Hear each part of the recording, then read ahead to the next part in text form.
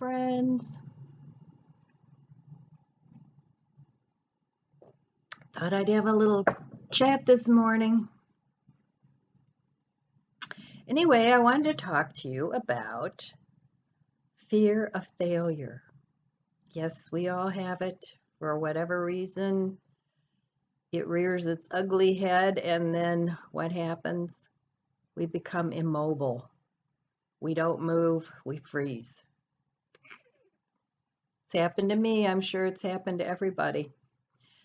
So I just wanted to talk a little bit about some of the things that I do to try and overcome a fear. And a fear can be something like really not that big a deal, but for whatever reason in your mind, it causes fear. So one of the things, I made myself some notes here so I don't forget anything.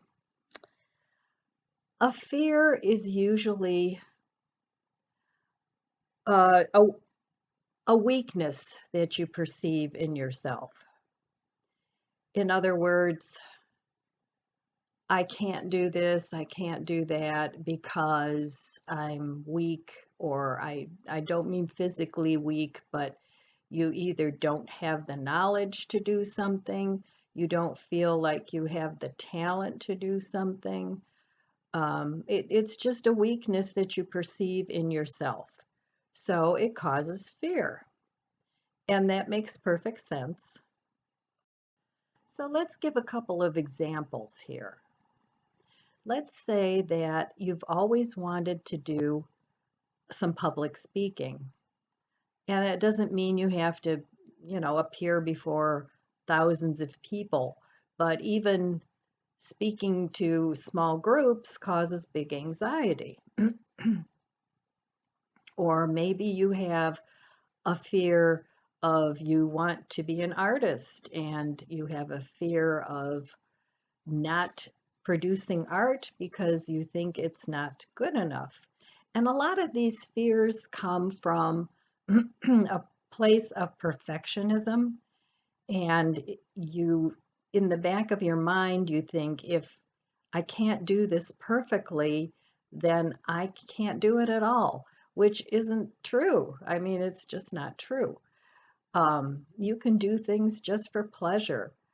I had a conversation with my mother a while back, and I like to try a lot of different things. It's just my personality. It's my nature. I like to do different things. And she made the comment, she said, well, you don't really stick with things, and the conversation sort of went that way. And I said to her, I said, not everything you try in life has to be a career. It doesn't have to be something that you do forever. It's just sometimes something you want to try. And sometimes you're good at it and sometimes you're not. But how are you ever going to know if you don't try it? Let's say you want to try horseback riding. You've seen other people do it and you think it looks cool and you feel like it's something you might want to try. So you call and you make an appointment or whatever, and you stop by a ranch and that, gives riding lessons or whatever. And you proceed to take the lessons, and then lo and behold, you decide, I really don't like horseback riding. It looked like a really cool thing to do, but it hurts my back, or, I just don't like it as much as I thought I would. So that's not a failure, and it's just experimenting and trying different things. So the same thing is if you want to maybe produce art and you thought, oh, you see all these videos about artists that are, slapping the paint on and they're just very zen and it's like, yeah, I want to try that. That looks like something I really would maybe like to do. So you get your paints and you do all that, and then you start and you put the brush to canvas and you do a few strokes, and It's like, well, okay, I'll learn a little bit more and see if I like it. So you proceed to take a couple art lessons, and then you realize that not so much, it's not really your thing. So, but you have to try everything that you've ever wanted to do. I mean, unless you're harming yourself, you don't want to do that, or harming others, but you need to try all these things before you even know if you like them. And sometimes it requires investing some money in equipment, in lessons, anything like that. But that doesn't mean you have to make a career out of everything. So, anyway, those are my thoughts on trying new things. And sometimes it's just a fear. And then you realize once you've done it, it's not really your thing. So in those regards, then just stop doing it.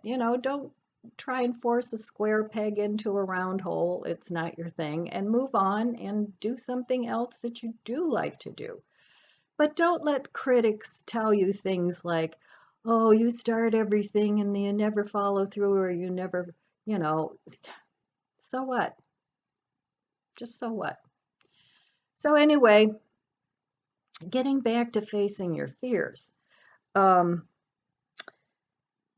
the worst thing it does is it causes immobility, and it just causes you to freeze. So I've come up with a couple of things that work for me when I have a fear of something. So let's say you want to do some public speaking, and you feel like you have something you want to share with people, but you don't know how to get started on that because you're afraid. You're afraid you're going to come across as silly, or you're going to forget what you're going to say. Well, I think the easiest way to overcome these things is just to break them down into small increments. Increments of time, small pieces. So let's say you have a group of friends that are very supportive of things that you do, and you can practice on them. Give a little talk on whatever your, you know, whatever your desire is to talk about. So, and just do it for 5 minutes. I think a better example may be, all right, let's say you want to start a YouTube channel. We can kind of all relate to that, all of us that are creators on YouTube. And that first video that you make, it's like you're pushing the start button, and it's like, oh, what am I going to say? What am I going to do? And it's scary, even though you're basically just talking to yourself. You don't really have an audience yet. But if you make a short video. Let's say you just make a short video to introduce yourself. Hi, I'm Ellen. My channel is Ellen's Abundant Life on Less. And just tell them a little bit about yourself and what you're going to do. And the good thing about it is, if you make a video and you don't like it, you can delete it. So if you make 10 videos of the same thing, and then all of a sudden you come up with one that, oh, that's not too bad. So you push the button and it posts, and all right, you wait, okay, I don't have any followers. And, you tell your family about it, you tell your friends about it, and you start building up on followers. And it's like, well, there's a few people that actually are interested in what I have to say. So you make a second video, and you're still nervous about it, but you find a nice subject to talk about, and then you post another video. So the whole point of it is, the more you do something, the less fearsome you are to do it. But the hardest step is just the first one. Taking that first step and walking into your fear and knowing that it's not going to kill you. I mean, I'm not talking about, jumping off a cliff into a big pond of water or something. That could be harmful. I'm talking about little fears, like fear of failure. And so many people, I think almost everybody somewhere has a fear of failure. But as long as you keep trying and doing things to get towards that fear, you're not failing. You're actually learning lessons. Think of them as lessons. Okay, I did this, that didn't work. So next time I'm going to try that. And maybe that didn't work. I think it was Dyson who had like, I don't know, 5,000 prototypes of his vacuum cleaner before he finally found one that worked. Did he fail all those times? No. He learned what doesn't work. So we can all do that on a smaller scale. We're not all going to be Dysons, but who knows? Maybe you're the next innovative person that will come up with something that'll change the world. Who knows? But taking those small steps, breaking your fear down into manageable steps, I think that's the first thing you need to do. So some of us have a bigger fear of failure than others. And what could have caused this?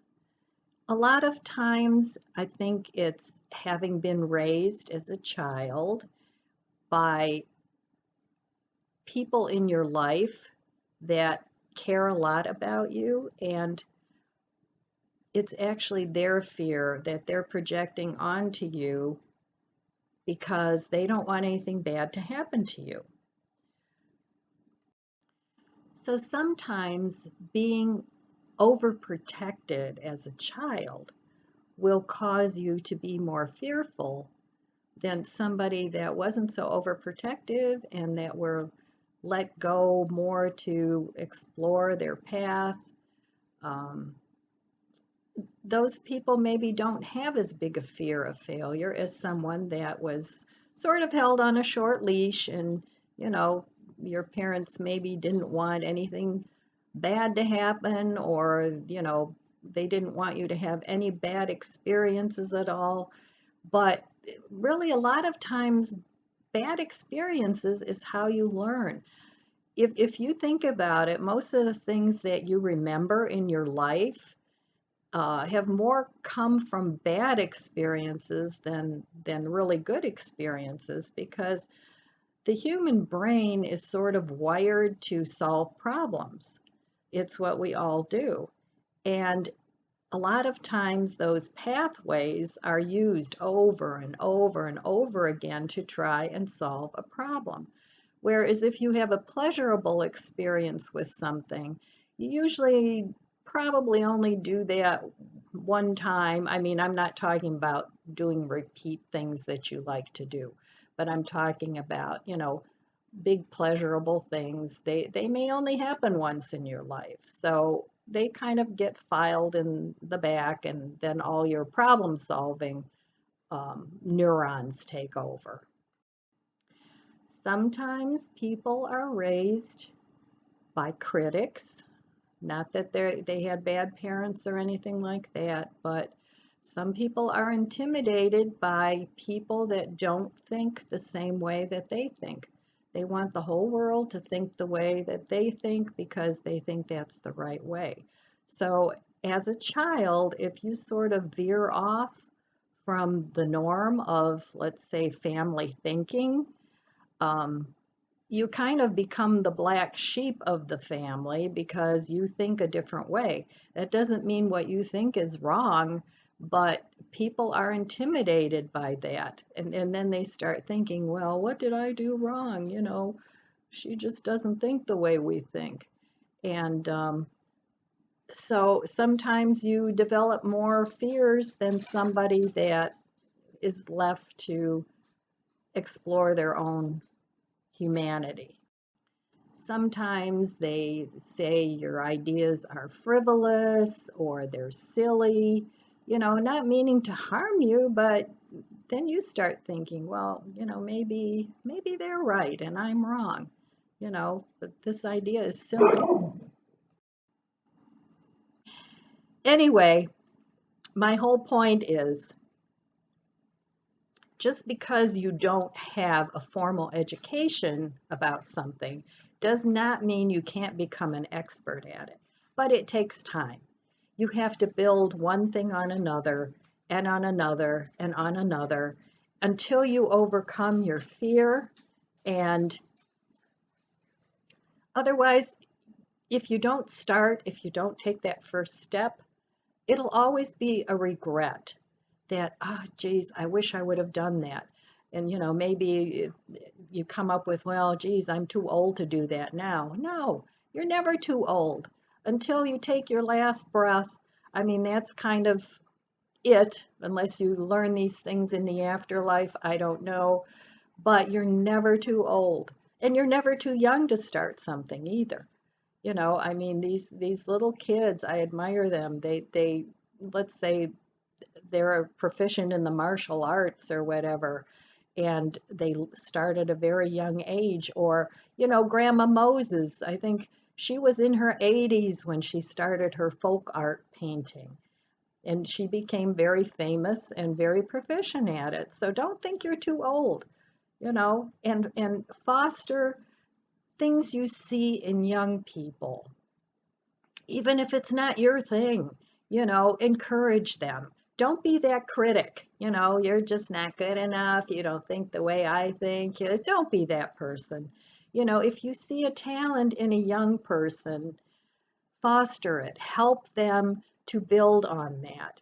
And, they'll become the people that they should be and not the people that you want them to be, because you're already yourself. So work on yourself. Don't work on other people to be like you.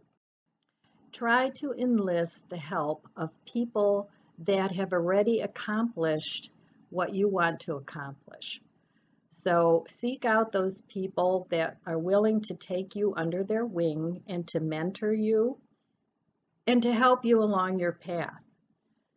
Put those kind of people in your life. That doesn't mean you're going to get rid of everybody in your life that thinks you're being frivolous or, no, that's not going to happen. But don't talk to them as much about the things that you want to do, because you'll always get a negative response. So find the people that are willing to nurture you, to nurture your ideas, and go with that. Try not to exhaust yourself with trying to overcome your fear.